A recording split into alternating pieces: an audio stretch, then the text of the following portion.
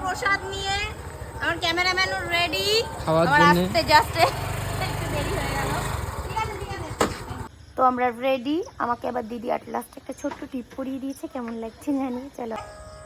আর এই যে এটার মধ্যে রয়েছে আমার হচ্ছে দুপুরসোনার সন্ধ্যার ভোগ প্রসাদ, মানে প্রসাদ, এটা ও বাড়িতে নিয়ে গিয়ে দেবো সবাইকে ভাগ করে। হ্যালো সবাইকে, কেমন আছো সকলে? আশা করি অনেক অনেক ভালো আছো। আমার আরও একটা মিষ্টি ভিডিওতে তোমাদের সবাইকে অনেক অনেক স্বাগত জানাই। আজ 4 থেকে 5 দিন হয়ে গেল শাশুড়ি মা গেছে ননদিনীর বাড়িতে। স্বাভাবিকভাবেই বাড়ির সমস্ত কাজের দায়িত্ব আমার কাঁধে এসেই পড়েছে। যদিও হেল্প করার মতো অনেকেই রয়েছে, তবুও একটু প্রেশারটা বেড়েই গেছে। যাই হোক, সকালে বাড়ির সমস্ত কাজকর্ম সেরে রান্নাবান্না ও বাড়িতেই হয়েছে। তো তারপর দুপুর নাগাদ দুজনে না খেয়েই চলে গেছিলাম মুভি দেখতে।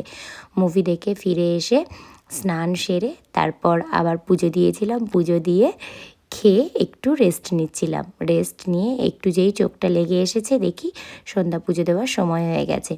যাই হোক, তারপর আবার স্নান করে সন্ধ্যা পুজো দিতে চলে এলাম। জানো তো, আজকে যখন মুভি দেখে ফিরছিলাম তখন দোকানে একটা এই যে নতুন রকমের মিষ্টি দেখতে পেলাম। হ্যাঁ, এটা আর কি গোটা মিষ্টি, মাঝখান থেকে কেটে কেটে একটা নতুন রকমের মিষ্টি তৈরি করা হয়েছে।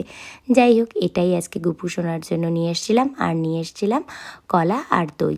যাই হোক, যেহেতু শাশুড়িমা বাড়িতে নেই, সেই কারণেই গুপু সোনার জন্য আজকে আর সন্ধ্যার সেরকম কিছু আয়োজন করিনি। রাতে গুপু সোনার জন্য ওই একটু দুধ গরম করে চিড়ে ভিজিয়ে দিয়ে দেবো। বাড়ি ফিরে স্নান করে পুজো দিয়ে খেয়ে দিয়ে যখন রেস্ট নিচ্ছিলাম, আমরা বাড়ি ফেরার আগেই কিন্তু বাড়িতে চলে এসেছিল ইলেকট্রিক মিস্ত্রি। যেহেতু আসার কথা ছিল, তো উনি আর আজকে কাজ করেনি, যেহেতু বলল যে দেরি হয়ে গেছে আর আমাদের যে প্রবলেমটা ছিল সেটা ঠিক করতে অনেকটা সময় লেগে যাবে। তো সন্ধ্যাবেলায় তো আর ওসব কাজ করা যাবে না, কারেন্টের কাজ। যাই হোক, সেই কারণেই উনি বললেন কাল আসবে, আগামীকাল। যাই হোক, উনি চলে গেছিলেন। তারপর হাজব্যান্ডও একটু রেস্ট, বেশিক্ষণ রেস্ট নিতে পারেনি, কেননা এদিকে সন্ধ্যা পুজোর সময় হয়ে গেছে। তো ও স্নান করে আবার চলে এলো ঠাকুর ঘরে। তো চলো আজকে তোমাদেরকে আরও একবার বলে দিই আমার ভগবানের সন্ধ্যা পুজোর ভোগে কী কী ছিল। তো ছিল খই, আর ছিল দই, আর মিষ্টি, আর ছিল কলা। হ্যাঁ, এটা দিয়েই এখন আমি সন্ধ্যা পুজোটা সময়ের কাজ যদি সময়ে করা না হয়, দেখবে একটু এদিক থেকে ওদিক হলেই সমস্ত কিছুই কেমন যেন ওলটপালট হয়ে যায়। হ্যাঁ, এই যেমন ধরো আমার আজকে একটু সন্ধ্যা পুজো দিতে দেরি হয়ে গেল, আর ওদিক থেকে বারবার ও বাড়ি থেকে ফোন আসছে। হ্যাঁ, আমাদের সকলের আজকে যেহেতু বাড়ির পাশেই একটা বাড়িতে ইনভিটেশন রয়েছে, তো সেখানে যেতে হবে। স্বাভাবিকভাবেই তো সবাই আমাকে ফোন করছে। আমার কোথাও যেতে হলে এতটা লেট হয় না, সবার আগে আমি রেডি থাকি। তো আজকে আমার একটু লেট হয়ে গেল, কেননা আমার মানে সমস্ত কিছুই ওলটপালট হয়ে গেছে। ওই যে একটু চোখটা লেগে গেছিলো। যাই হোক, আমি সবাইকে বললাম তোমরা রেডি হও, তারপর আমি তাড়াহুড়ো করে চলে আসছি। গ্রামে কোথাও ইনভিটেশন থাকলে আমি ক্যান্সেলই করি, শাশুড়ি মা যায়, নইলে হাজব্যান্ড যায়। আর ও বাড়ি থেকে তো মা, দিদি, পিসি সবাই যায়, আমি খুব একটা যাই না, আর আমার সময়ও হয় না। যাই হোক, তো এখানে যেখানে আজকে ইনভিটেশন রয়েছে, এটা সম্পর্কে একটা দিদিও হয়, তো এখানে যেতেই হবে। হ্যাঁ, এরকম একটা ব্যাপার। কেননা হাজব্যান্ড সকালে যখন মানে আমরা বেরোবো তার আগে যখন ও বাড়িতে ফল মিষ্টি কিনে দিতে গেছিলো, তখন মানে দিদি বলে পাঠিয়েছিল হাজব্যান্ডকে যে আমি যেন আসি, গিয়ে ওর সঙ্গে একটু দেখা করে আসি। তো হাজব্যান্ড বলল তুমি রেডি হয়ে যাওয়ার পথে একটু দেখা করে যাও। তো যাই হোক, আমি গেছিলাম। তো গিয়ে দিদি বলল তোকে কিন্তু আসতেই হবে, তুই এখন পুজোতে আসিস কি না আসিস আমি জানি না, রাতে কিন্তু এসে তোকে প্রসাদ নিতেই হবে, আর নইলে কিন্তু আমি রাতে আবার চলে যাব তোকে প্রসাদ দিতে। হ্যাঁ, তো যাই হোক, এমনভাবে জোর করেছে, আমার সত্যিই কোনো স্কোপ ছিল না যে এখানে যাব না। হ্যাঁ, তো আর সন্ধ্যাবেলায় ছিল আমাদের একটা কাজ। তো আমি হাজব্যান্ডকে বললাম যেতে যখন হবে তাহলে কাজটা ক্যান্সেল করো, এখানে আজকে আর না করার কোনো উপায় নেই। ঠিক আছে, তো যাই হোক, তো সেই মতো আমরা গতদিনই এমনি ঠিক করে রেখেছিলাম, দিদিকে বলেছিলাম যে যদি আমি তাড়াতাড়ি ফিরতে পারি তাহলে রাতে আমরা সবাই মিলে যাবোক্ষণ।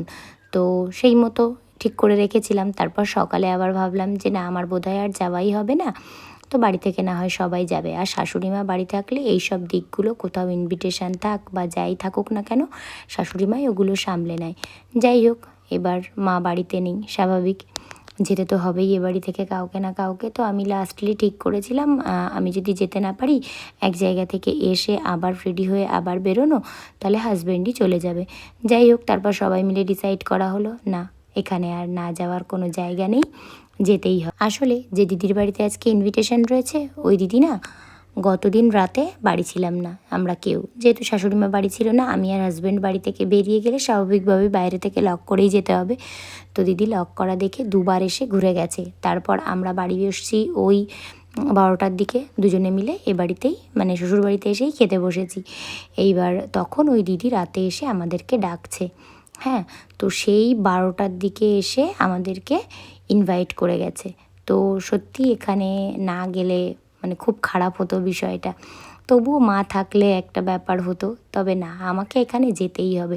তো যাই হোক, গেছি। গিয়েও তারপর পরে হাজব্যান্ড গেছে আর মায়ের কাছেও প্রত্যেকে বলেছে যে মানে পূজা কোথাও যায় না, এই বাড়িতে ইনভিটেশনে এসেছে। স্বাভাবিকভাবে যাদের বাড়িতে যাই না তারা একটু দুঃখ প্রকাশ করেছে। কি করি, মহা জ্বালা আর কি।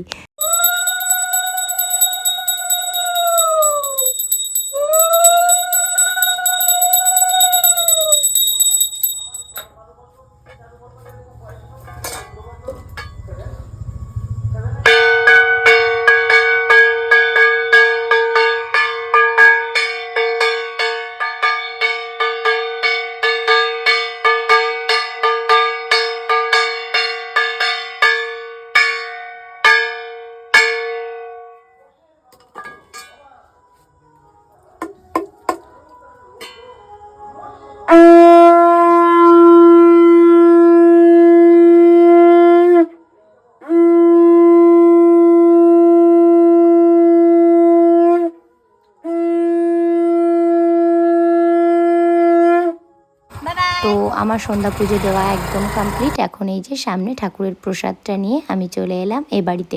এ বাড়িতে সবাই আমার জন্য ওয়েট করছে। এসেই দেখি পিসি চলে এসেছে। পিসি আমাদেরই সঙ্গে, আমরা যখন দুপুরে কৃষ্ণনগর গেলাম, পিসিও কৃষ্ণনগর গেছিলো। পিসি টোটোতে গেছিলো, আমরা স্কুটিতে গেছিলাম। পিসিরও নিজের কিছু কাজ ছিল। যাই হোক, পিসি একটু আগেই ফিরলো, ফিরে চা বানিয়ে নিয়েছে। এই যে এখন আমরা চাটা খেয়ে সবাই মিলে রেডি হয়ে যাব ওই দিদিটার বাড়িতে ইনভিটেশনে। যাই হোক, চলো তোমরা যারা যারা সন্ধে এখনো চা খাও কমপ্লিট করে, আমিও রেডি হয়ে বসে আছি। আর এই যে দিদি এখনো রেডি হয়নি, দিদি রেডি হচ্ছে। আর এই যে দেখো, আমরা সবাই শাড়ি পরেছি। পিসি পরেছে আমার শাড়ি, আমি পরেছি মায়ের শাড়ি, আর দিদিও পরেছে আমার শাড়ি। যাই হোক, এই যে অনুষ্ঠান বাড়িতে আমরা যখন এসেছি, এসে দেখি মোটামুটিভাবে ওদিকে সবার খাওয়া চলছে, এদিকে সবাই বসে আছে। আর এই যে দেখো, বৃন্দা দেবীকে এখানে সুন্দরভাবে সাজিয়ে এখানেই পুজো করা হয়েছিল। আমরা যাওয়ার সঙ্গে সঙ্গেই দিদি তো খুব খুশি। ও আজকে ব্যস্ত, ওকে তোমাদেরকে দেখাতে পারলাম না, পরে কোনো একদিন দেখাবো। এই যে চা খেলাম, তারপরে প্রসাদ দিয়ে দিয়েছে। প্রসাদ খেয়ে আরও প্রসাদ দিয়েছিল, সেগুলো আর তোমাদেরকে দেখাতে পারিনি। তো খেয়ে তারপর সোজা চলে এসেছি বাড়িতে এসে এই যে বিশালকে বললাম একটু কোল্ড ড্রিঙ্কস ঢাল, আমরা সবাই মিলে একটু কোল্ড ড্রিঙ্কস খাবো।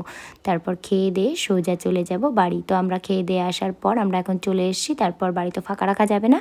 তারপর এই যে হাজব্যান্ড গেছিলো, ও এখনও খাচ্ছে, খেয়ে তারপর ফিরবে, তারপর আমাকে নিতে আসবে, তারপর আসলে কি চলে যাব। সেইভাবে তো আমি গ্রামের কোনো অনুষ্ঠানে যাই না, তো এখানে গেছিলাম। অনেক আমার গ্রামের, আমার পাশের বাড়ির লোকের সঙ্গেই আমার দেখা হয় না। তো আজকে সবার সঙ্গে দেখা হয়েছে, সবার সাথে কথা হলো। সবাই মানে আমার সাথে কথা বলে খুব হ্যাপি, আমারও ভালো লাগলো। সবাইকে দেখে সবার সঙ্গে দেখা হলো, কথা হলো। এই দিদি বাড়িতে না আমি নবদ্বীপে যখন ছিলাম, দিদির ছেলের বার্থডেতে দিদি আমাকে ইনভাইট করেছিল সেখান থেকে। তখনও রাত 11:30টার সময় আমি আর হাজব্যান্ড এসেছিলাম কলকাতা থেকে কাজ সেরে। যাই হোক, তো ওর বাড়িতে গিয়েই অনেকের সাথে দেখা হলো, ভালো লাগলো, খুব সুন্দর কিছু মুহূর্ত কাটালাম। যাই হোক, আজকে আমি পিসির আর দিদির রিকোয়েস্টে দিদি জোর করে আমায় টিপ পরিয়ে দিয়েছে। অনেক দিন পর টিপ পরলাম, বেশ ভালো লাগছে আমার। কেমন লাগছে কমেন্ট করে জানিও। আর চলো আজকের মতো টাটা, সকলে ভালো থেকো, সুস্থ থেকো। দেখা হচ্ছে নেক্সট কোনো ভিডিওতে। Tata, good night.